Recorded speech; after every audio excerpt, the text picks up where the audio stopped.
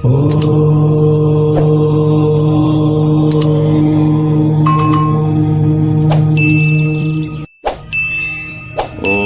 परमात्मने नमः।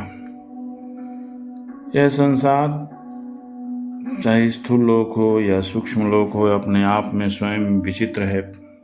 जैसे यहाँ के स्थूल लोक का संचालन होता है, वैसे ही सूक्ष्म लोकों का भी संचालन होता है।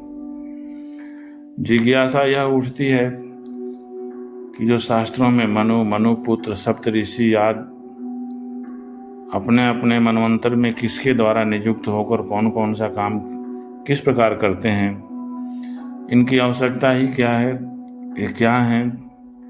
शास्त्रों में बहुत सारी चीज़ें मिलती हैं, लेकिन लोग उसे समझ नहीं पाते हैं।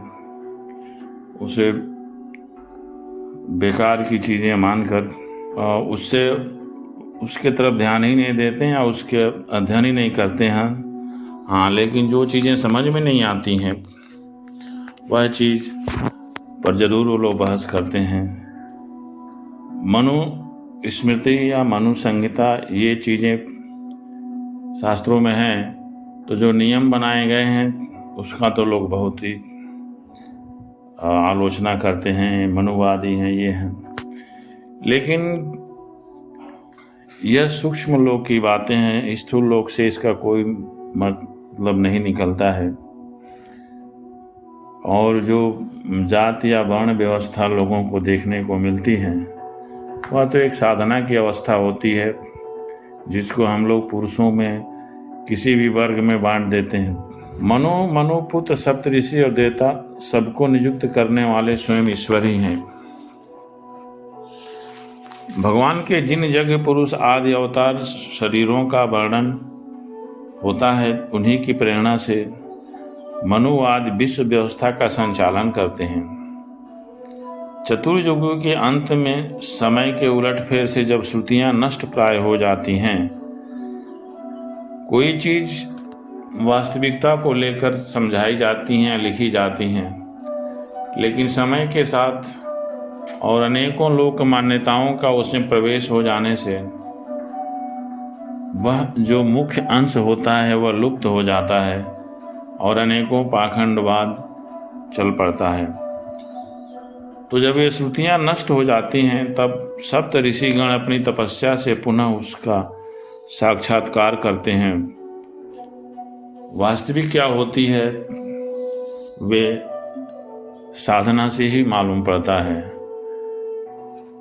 जब समाज में कोई बुराई फैली है, चाहे लोक मान्यताओं में कोई बुराइयां फैली हों और अनेक मान्यताएं आकर सामने खड़ी हो जाती हों, तो लोग भ्रमित हो जाते हैं और उस भ्रम से निकालने के लिए जो वास्तविक अर्थ है, जो वास्तविक उसका ज्ञान है, वो समझने के लिए सप्त ऋषि लोग तपस्या करते हैं। सप्त ऋषि यहाँ योग की 7 अवस्थाएं होती हैं। जैसे जैसे योगी साधना पथ पर आगे बढ़ता चला जाता है, वह 7 अवस्थाओं को पार करके अंत में तुरीय अवस्था में पहुंच जाता है। यही सप्त ऋषि का अर्थ है, जो अपनी तपस्या से पुनः उस ज्ञान का साक्षात्कार करते हैं जो प्रायः लुप्त हो गया होता है। इन श्रुतियों से ही सनातन धर्म की रक्षा होती है। एक और बात होती है कि सनातन का नाम बहुत ज़्यादा समाज में चाहे कहीं भी लिया जा रहा है। हम धर्म को एक मनुष्य के जीवन की शैली के रूप में समझ लेते हैं। वास्तविक धर्म का बाहर से कोई लेना देना नहीं होता है, यह आंतरिक उत्थान का कारण होता है। इसे आंतरिक उत्थान होता है और ये सूक्ष्म संसार को संचालित करता है। तो सनातन का अर्थ होता है जिसका कभी नाश नहीं होता है, जो हमेशा सत्य रूप में है, एक ही दिशा में चलता रहता है और जिसका आदि अंत नहीं होता है, वही सनातन है। तो सनातन तो स्वयं ईश्वर है, आत्मा है, जिसका कभी न जन्म होता है न कभी नाश होता है। तो इसका धर्म क्या हुआ? धर्म तो एक जो नियम बनाए गए हैं साधना पर चलने के लिए, उसी को ही धर्म मान लिया जाता है। जो ईश्वर को प्राप्त करने का साधन है या तरीका है, उसी को सनातन धर्म समझना चाहिए, वही सनातन है। किसी मान्यता को हम सनातन नहीं मान सकते हैं, क्योंकि धर्म या ईश्वरीय ज्ञान हमें साधना से मिलता है और साधना करने से हृदय में उसका दिग्दर्शन होता है। भगवान की प्रेरणा से अपने अपने मनवंतर में बड़ी बड़ी सावधानी से सबके सब मनु पृथ्वी पर चारों चरण से परिपूर्ण धर्म का अनुष्ठान करवाते हैं। मनु, इसको सूक्ष्म में देखें तो यह मन का प्रतीक होता है और मन ही सारे इंद्रियों का अधिष्ठाता है। जब मन बस में होता है तो इंद्रियां अपने आप बस में हो जाती हैं और हम जिस दिशा में उसको ले जाना चाहते हैं, मन उसी दिशा में चला जाता है। यदि हम संसार में भटकते हैं तो मन संसारी हो जाता है, और जब हम मन को ईश्वर में लगाते हैं तो मन ईश्वरी हो जाता है, ईश्वर की तरफ ले जाता है। अतः इसमें कहने का मतलब ये होता है, जैसे मनु पृथ्वी पर चारों चरण से परिपूर्ण धर्म का अनुष्ठान करवाते हैं, मन से ही सारी चीजें होती हैं। किसी कार्य में यदि हमारा मन नहीं लगता है तो कोई भी कार्य संपादन नहीं होता है। इसलिए सन्यासी या योगी लोग या साधना करने वाले लोग या धर्म पथ पर चलने वाले लोग पहले मन को ही नियंत्रित करने की कोशिश करते हैं। इस तरह से शरीर से होने वाले जो भी साधना है वह मन के ही अधीन है।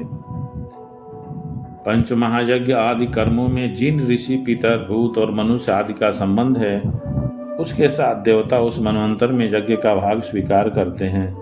अर्थात मन जब बस में हो जाता है तो हमारे सारे कर्म ईश्वर को समर्पित हो जाते हैं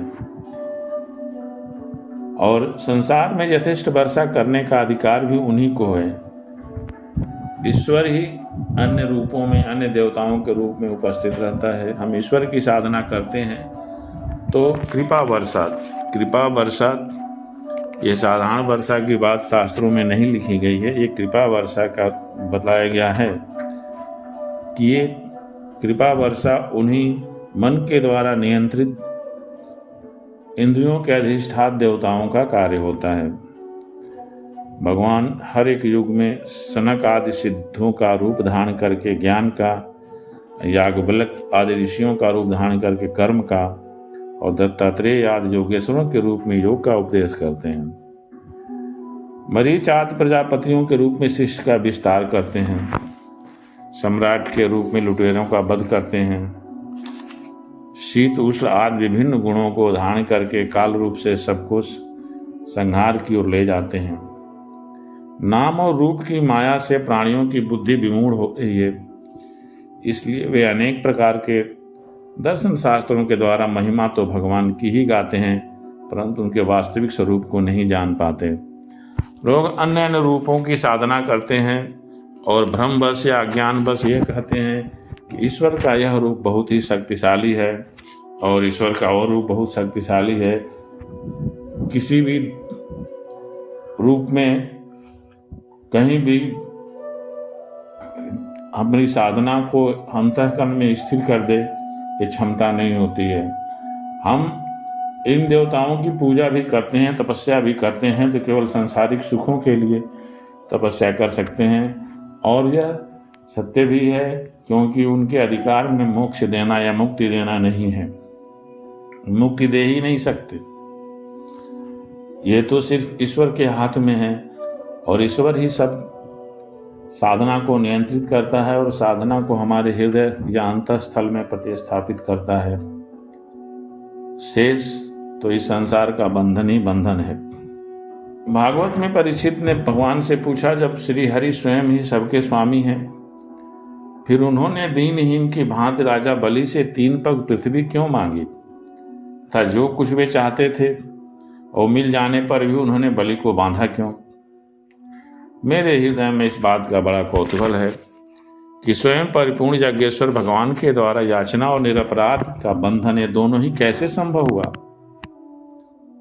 कृपा करके हे सुखदेव जी हमें बताइए। 3 पग या 3 विस्तार जो होता है शरीर का विस्तार अपने हाथ से 3.5 हाथ है का ही होता है,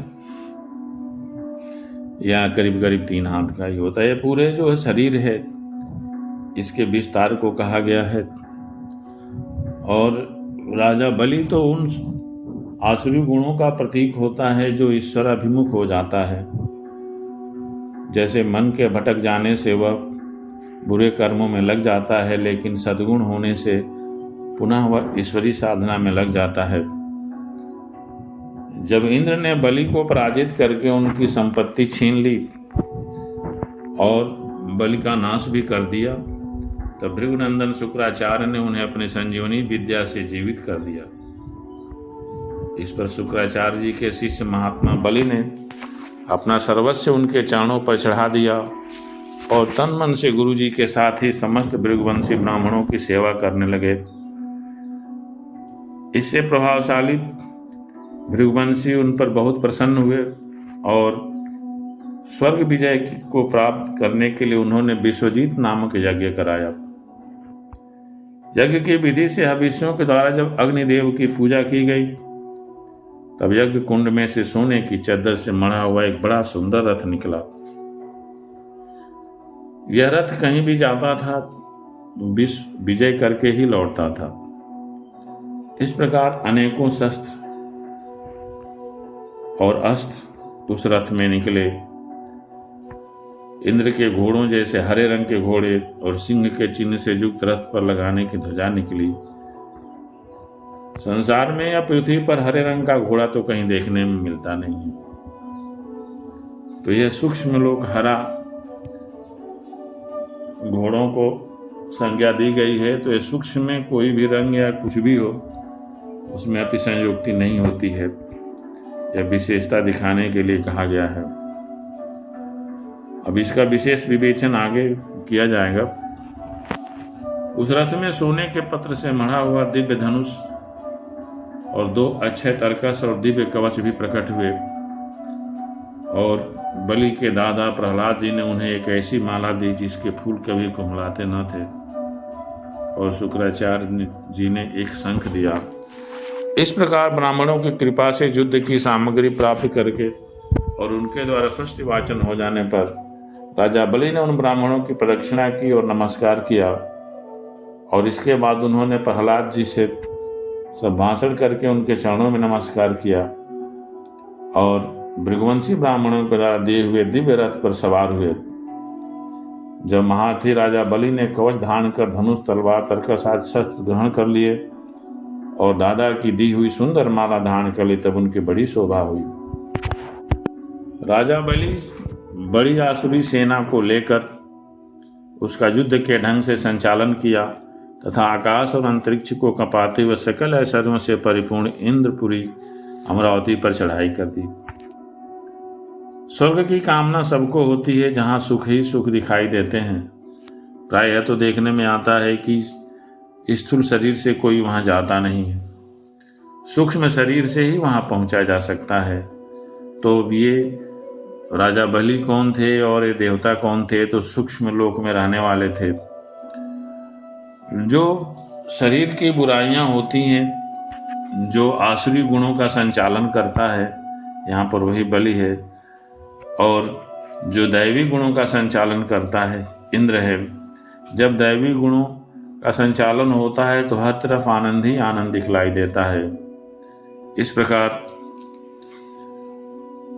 उसमें उसकी सुंदरता को देख करके असुर हमेशा मोहित हुआ करते थे और उस सुख को प्राप्त करने की या उस पदवी को प्राप्त करने की हमेशा ही सोचते रहते थे। इंद्र ने देखा कि बलि ने युद्ध की बहुत बड़ी तैयारी की है, अतः उन सब देवताओं के साथ अपने गुरु बृहस्पति के पास गए और उनसे बोले, हे भगवान, मेरे पुराने शत्रु बलि ने इस बार युद्ध की बहुत बड़ी तैयारी की है।